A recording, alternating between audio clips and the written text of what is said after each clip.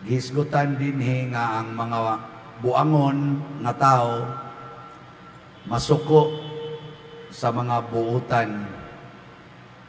Kamo unsa man mo, buangon o buutan? Paghuwat mo kay kasuk-an gyud mo sa mga buangon. Ngano man kay kani manggong mga buangon di ni mosunod sa pulong sa Ginoo. Nya ang ipanultis mga buutan pulos pulong sa Ginoo. Nya matod pa nila sa mga buangon diri sa unang pagbasa, ang ilang gisulti pulos gyud makadaot nato. Okay, ang sa musulti tag makadaot sa Ginoo, makadaot Dios buangon. Nya kun pananglitan ang buangon, matod pa niya dirib, sutaon ta, asa kutob ang ilang pag-agwanta, ato silang bugal-bugalan, ato silang daog-daogon, tan-aw na to, tabangan ba na sila sa ilang Ginoo nga ilang gitawag og amahan. Kamo din kinsay nakasuway na ninyo nga gidaog-daog mo, ta sa kamot. Awa. So kamo di ay mo'y nagdaog-daog. So in short, kamo di ay mo'y nabilong sa mga buangon. Basta musunod tas Ginoo, daog-daogon kita. Nanglitan. Musunod kas Ginoo nga nagingon, isulti ang kamatuoran kay siya mao ang kamatuoran. Tell the truth. Nya matod pa ni Kristo, the truth will set you free. Ilingi ako nun ay mong tupad. Sultihi siya o guwapo ba, guwapa ba siya o batignaw. Tinuod yun. Sige, sulti. Ana, huwag nasuko. Inyong sang giulo-uluhan. Pero sa tinudan ay kusog kay tang musupak sa kamatuoran. Gani maglagot patang. Kinsa din dili maglagot nganlag tiguang ta sa kamot. Tanawa. Daghan kay moingon nganli lang kog kawatan pa dir. Aylan ng tiguang. Mana. Kinsa din ang dili maglagot basta sultihan sa anak nga ma na makakbaya kang papa. Kana bang mangutana ang imong amahan, asa na tong akong 100 nya gikuha dito nimo, nya kitan sa imong anak. Nya maingon na imong anak, kita biya ko imong kuha 100 ni papa, nya wa ka motugan. Makakbaya ka. Unsay mo isulti sa imong anak? Imo rin bantay ka, batay sulti ka, buhanga ka. Imo rin hulgaon.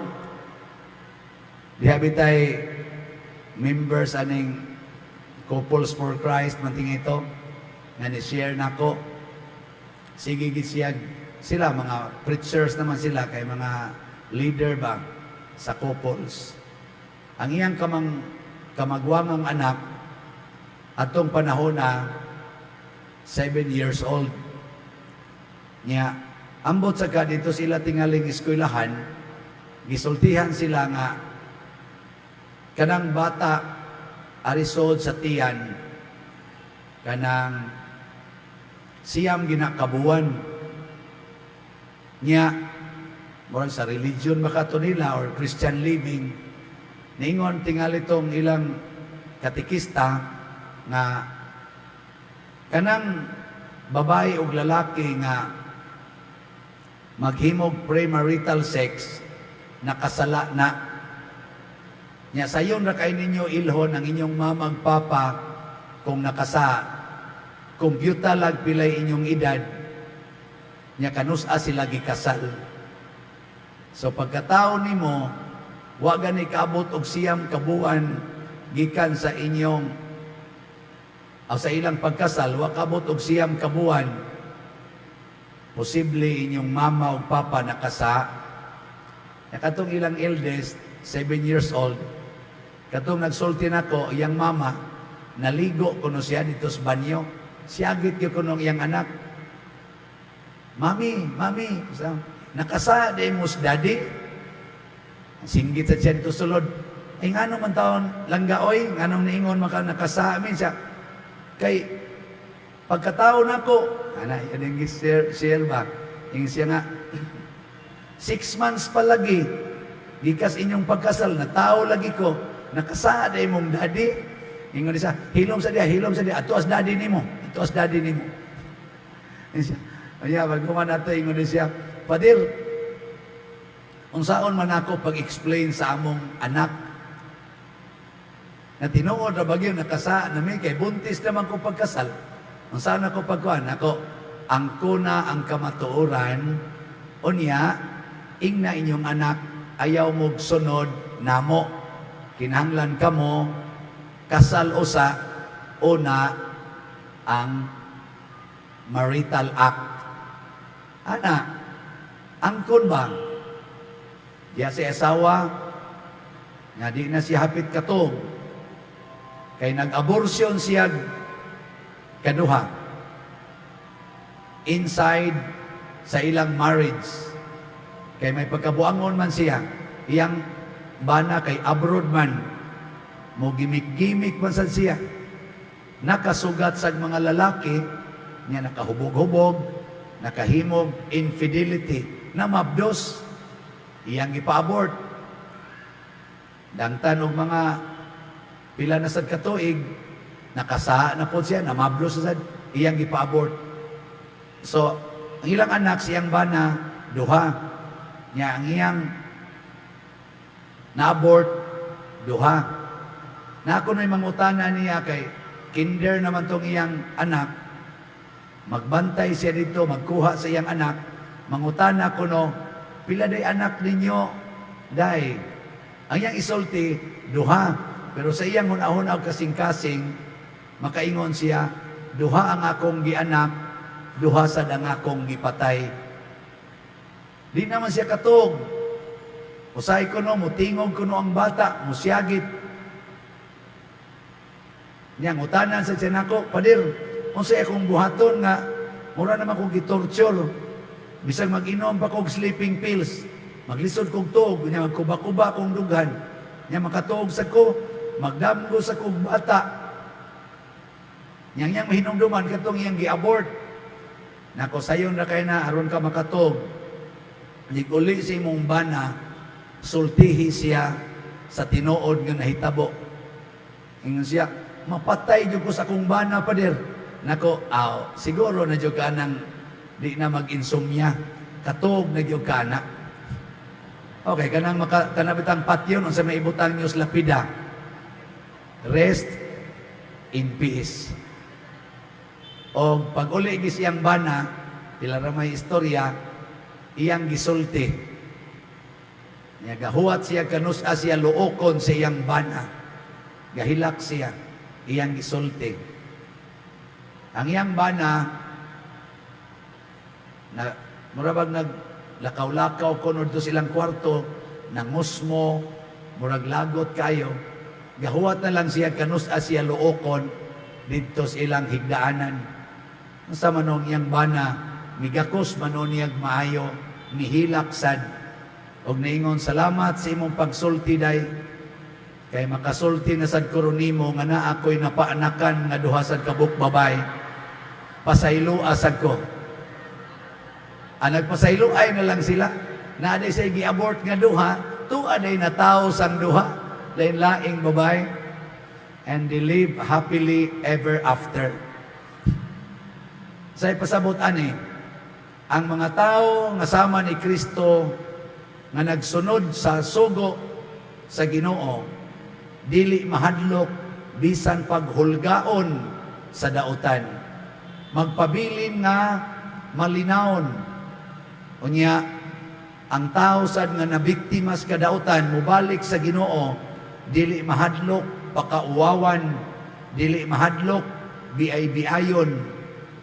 Nga naman, kay ang tao nga magtug-an sa tinuod, tungod og alang sa Ginoo, mahimo gyud nga inila, mahimong dalaygon. Sama ni San Pablo, buangon man ni si San Pablo, sa mayang gibuhat, giangko niya, nga iyang gipangpatay ang nagsunod ni Kristo.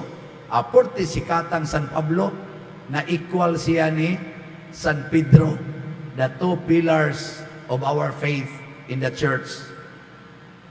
Matod pastubag nato sa Salmo, ang Ginoo haduol sa mahinulsulon og kasing-kasing. Kung sa marisod sa inyong kasing-kasing, naisala diha. Og naisala, layo mo sa Ginoo. Og daghan kag sala, layo na jud kay kas Ginoo. Pero inig hinulsol, maduol dayo sa Ginoo. Unsa may itimailhan sa mga taong naisala? Ibaw mo? Kato atong giskutan ganiha. Una, uga kay ignaong. Ikaduha, dali kay masuko. Kanang naisala, dali kay na masuko. Tanawa na ang mga bana nga makahimog dautan, pirming saputon. Tanawa ng inahan nga makahimog mga sala, sige sa nagsaputon.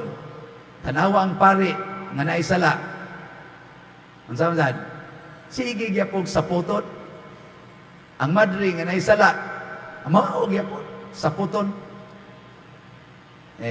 Pangutan na imong tupad, na dili ka saputon. Pangutan na ka no?